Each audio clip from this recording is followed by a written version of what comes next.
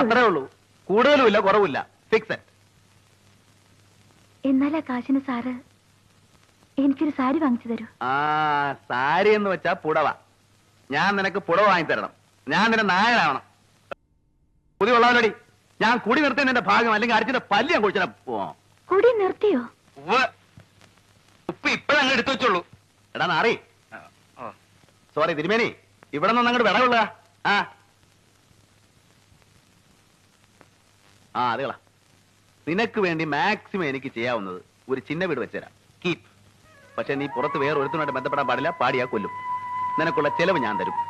പിന്നെ ഈ ഓട്ടം നിർത്തണം, ഷെഡ്ഡി കയറി കിടന്നോളാം. പറ, എത്ര രൂപ വേണം? എന്നെ വിലക്കെടുക്കാനാണോ? സാറ് കൈക്കൂലി വാങ്ങില്ലെന്നാ ഞാൻ കേട്ടത്. അത് നല്ല തുക ആരും തരാത്തോണ്ടാ. അതുകളാ, എന്റെ യോഗ്യതയെ പറ്റിയൊന്നും നീ പറയണ്ട, കാശ് പറ. പിന്നെ ശമ്പളമല്ലേ ഉള്ളൂ, മാസം 1500 ഒക്കില്ല. ഒരു രാത്രി കൊണ്ട് അതിലിരട്ടി ഞാൻ ഉണ്ടാക്കും സാർ. സാറിന് എന്നെ വിലക്കെടുക്കാനാവില്ല. നിങ്ങൾക്ക് വേണോ പണം, സ്ഥലം മാറ്റം, പ്രമോഷൻ? ഞാൻ വാങ്ങിച്ചു തരാം. തിരുവനന്തപുരത്തേക്ക് പോണ്ട, അവന്മാർ ഇവിടെ കൊണ്ടുതരും. എടി നീ എനിക്ക് പ്രൊമോഷൻ ഇടാം. വേണ്ട സാർ, കാശാണ് സാറ് വിലമതിക്കുന്നതെങ്കിൽ എന്തൊരു സാർ ഈ ജോലി? കാലത്തു മുതൽ ബൂട്ടും തൊപ്പിയും കാക്കിയിട്ട് നടന്നാൽ നിങ്ങൾക്ക് എന്തോ കിട്ടും? അതിൽ കൂടുതൽ ദിവസവും 4 താടി പഠിച്ചു കൊടുത്താൽ അമ്പട്ടന് കിട്ടുമല്ലോ.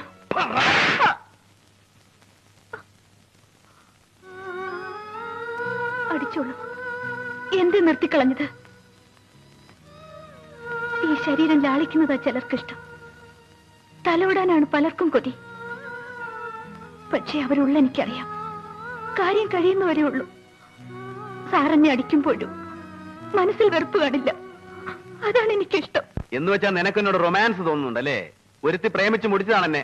അതിന്റെ ഹാങ് ഓവർ പോകാനാണ് നിന്നോട് വരാൻ പറഞ്ഞത്. നിനക്ക് മറ്റുള്ള സൂക്കർ തുടങ്ങിയാൽ ചവിട്ടി ഞാൻ പുറത്താക്കും. എനിക്കാരോടും റൊമാൻസും പ്രേമവും ഒന്നുമില്ല. സാറ് പറഞ്ഞ പോലെ പലർക്കും ശരീരം വിറ്റ് നടക്കുന്നവളല്ലേ. എങ്ങനെയുണ്ടാവും? ഒരാളെ മാത്രം മനസ്സിൽ ധ്യാനിക്കാൻ, അതേ ആളിന്റെ സ്വന്തം അവൻ മോഹിക്കാനേ പറ്റും. നടക്കില്ല സാർ. ഇല്ല സാർ, സാറിനെ ഞാൻ ഒരിക്കലും പ്രേമിക്കില്ല. ഉറപ്പാണല്ലോ? പറയട്ടെ, അതിനു മുമ്പേ പ്ലാനൊന്നും എനിക്ക് കേൾക്കണ്ട. സമയം പറ, എപ്പോഴാ എന്നെ ഇവിടുന്ന് പുറത്തു കാണിക്കുക? അതല്ലേ പറഞ്ഞു വന്നത്. നമ്മൾ ഉദ്ദേശിച്ച കപ്പ വരാൻ ഇനിയും 1-2 ആഴ്ച കൂടി കഴിയും. ഇവിടുന്ന് പുറത്തിറങ്ങിയാൽ അതൊരു താമസിക്കാനൊരു ഇടം വേണ്ടേ? ഒന്നും ശരിപ്പെട്ടിട്ടില്ല. അതുകൊണ്ട് ഇവിടെ തന്നെ. ഇവിടെ തന്നെ? എടോ വക്കീലേ, എന്താ ഇത്? എന്നോട് ശോഭിച്ചിട്ട് എന്താ കാര്യം? ഞാൻ ശ്രമിക്കാഞ്ഞിട്ടല്ല, ഒത്തു കിട്ടണ്ടേ? അവസാനം ഞാൻ ആലോചിച്ചൊരു സ്ഥലം കണ്ടുവച്ചിട്ടുണ്ട്. ശരിയായാൽ ഇന്നോ അല്ലെങ്കിൽ നാളെയോ.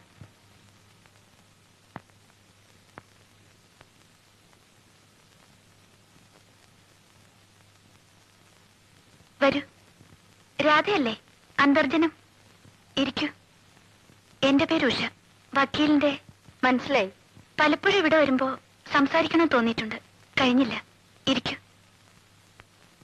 2-3 കൊല്ലായില്ലേ ഈ കേസ് അനിയന്റെ? ഒരിക്കൽ ഇവിടെ ഇരുന്ന നിങ്ങളുടെ അച്ഛൻ മകന്റെ കഥകൾ അദ്ദേഹത്തോട് പറഞ്ഞത്. കോളേജിൽ ഫൈനൽ ഇയർ ആയിരുന്നല്ലേ? കേട്ടപ്പോൾ അരുത്, എന്റെ ഇല്ലത്ത് ഇതേ കേൾക്കാറുള്ളൂ. അച്ഛൻ വാതോരാതെ എനിക്കും വേറെ ഒന്നും ഓർക്കാൻ കഴിയില്ല. പുറത്തിറങ്ങിയാലെങ്കിലും കുറച്ച് ആശ്വാസം ഉണ്ടാവുമെന്ന് കരുതി. സോറി, ഞാൻ നിങ്ങളെ വേദനിപ്പിക്കാൻ പറഞ്ഞതല്ല. മനസ്സു മരവച്ചവർക്ക് എന്ത് വേദന. ഞാനിവിടെ കയറി വന്ന് അനാവശ്യം പറയാണെന്ന് തോന്നിയോ? ഏയ് ഇല്ല.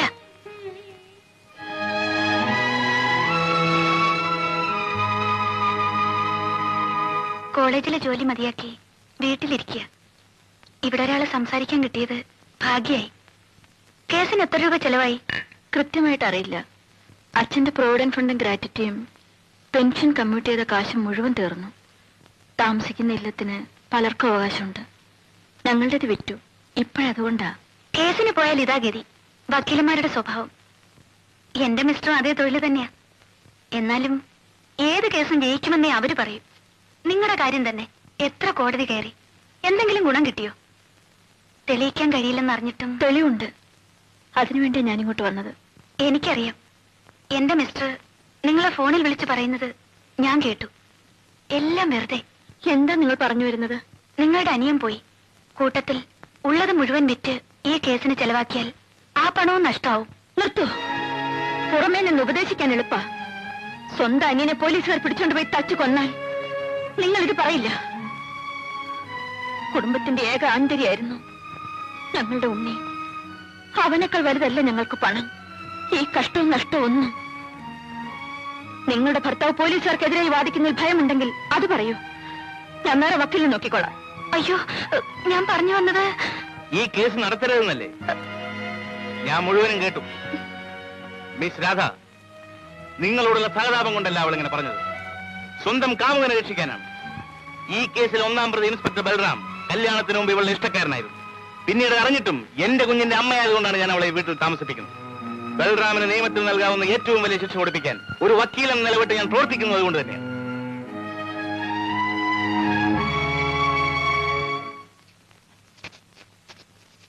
നിങ്ങളുടെ അനിയനെ ചോദ്യം ചെയ്യുമ്പോൾ പോലീസുകാർ തന്നെ ടേപ്പിൽ റെക്കോർഡ് ചെയ്തിരുന്നു.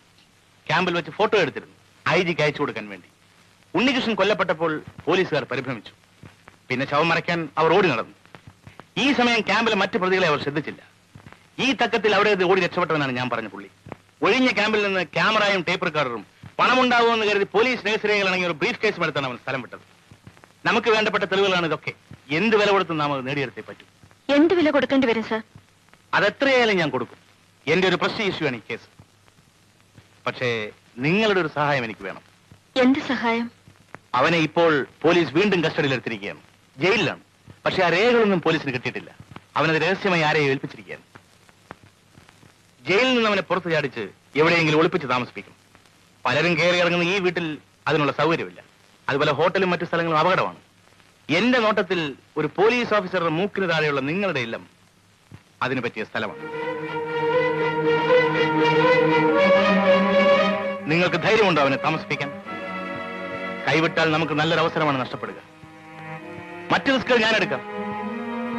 ഈ ഒരു കാര്യത്തിൽ നിങ്ങൾ എന്നെ സഹായിക്കും. ഓ, എന്റെ അനിയനെ കൊന്നവരുടെ പ്രതികാരം ചെയ്യാൻ ഞാൻ എന്തും ചെയ്യും സാർ. അതെനിക്കറിയാം. ആരാണ് ആള്? സത്യരാജ്.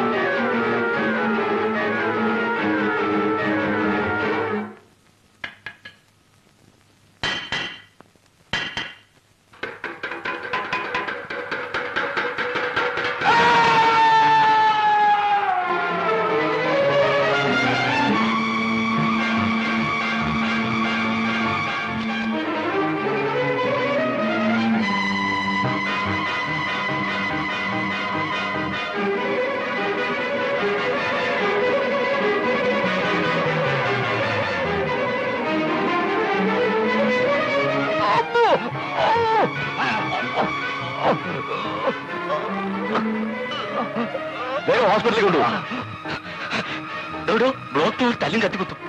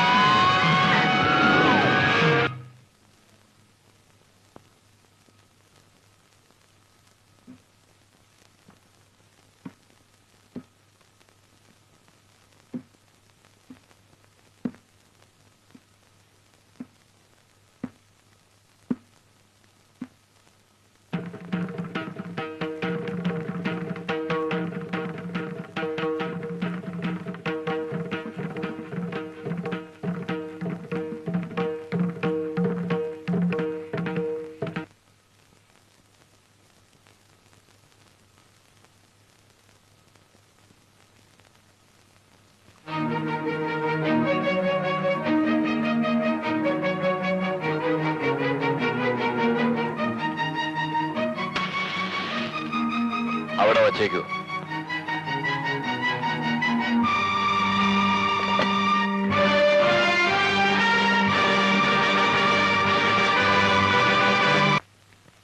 രാത്രി പൂട്ടിയിട്ടിരുന്ന സെല്ല് തുറന്ന് നിങ്ങൾ ഇതിനകത്ത് കയറിയത് പ്രതിയോടൊപ്പം കള്ളുടിക്കാനായിരുന്നില്ലേ? ഞാൻ കുടിച്ചില്ല സാർ. നിങ്ങളെ കൊണ്ട് അവൻ കുടിപ്പിച്ചു. ആസ്പത്രി റിപ്പോർട്ടിൽ ബോധം കെട്ട നിലയിൽ നിങ്ങൾ അവിടെ എത്തുമ്പോ നിങ്ങളുടെ വയറ്റിൽ മയക്കുമരുന്ന് കടന്ന വിസ്കി ഉണ്ടായിരുന്നു. ഒരു പ്രതിയെ കഷ്ടപ്പെട്ട് പിടിച്ചേൽപ്പിച്ചാൽ നിങ്ങൾ അവന് കള്ളും കഞ്ചാവും കൊടുത്ത് സൽക്കരിക്കും. കുറ്റവാളിയുടെ ചൊൽപ്പടിക്ക് നിൽക്കുന്ന നാണം കെട്ട പീറ പൊട്ടികളും. Mister Balram, stop your absurd abusing. ഞങ്ങളെ തെറി പറയാൻ നിങ്ങൾക്ക് ധൈര്യം മിസ്റ്റർ?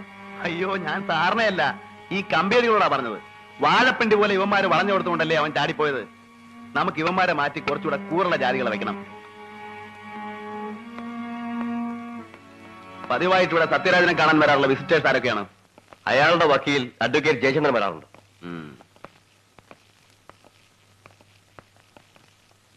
സർ, ഇത് സെല്ലിന്റെ ബാക്കിൽ എടുത്തതാണ്. ജയിലിനകത്ത് വെച്ച് തനിക്ക് എങ്ങനെ ഈ കത്ത് കിട്ടി? കുട്ടൂസ് തന്നെയാണോ സാർ? കുട്ടൂസോ? അവനല്ലേ നീ കുത്തിയത്? അതെ, ഇന്നലെ രാത്രി കമ്പീന്റെ മേലെ 3 പ്രാവശ്യം മുട്ടുന്ന കേട്ട കുത്തിക്കോളാൻ പറഞ്ഞു. അവൻ സമ്മതിച്ചിട്ടാ കുത്തി. വെറുതെ അങ്ങനെ ഒരാളെ കുത്തുകയെ? വെറുതെ അല്ല, എന്താ കൂടി 500 രൂപ തരാൻ. ആര് പറഞ്ഞു? ഈ നിൽക്കുന്ന സൂപ്രണ്ട് സാർ.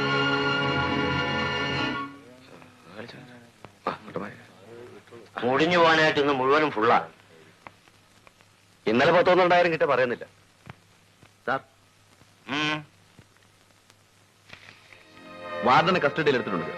കൂട്ടത്തിൽ സത്യരാജനെ ജയിൽ ചാടാൻ ജയിൽ സൂപ്രണ്ട് കൂടെ സഹായിച്ചിട്ടുണ്ട്. What nonsense you are talking? എല്ലാം ഇതിൽ വിവരിച്ച് എഴുതിയിട്ടുണ്ട് സാർ. സൂപ്രണ്ടിനെ ചോദ്യം ചെയ്യാൻ ജയിൽ ഐ ജിയുടെ പെർമിഷൻ ചോദിച്ചുകൊണ്ടുള്ള അപ്ലിക്കേഷനാണിത്.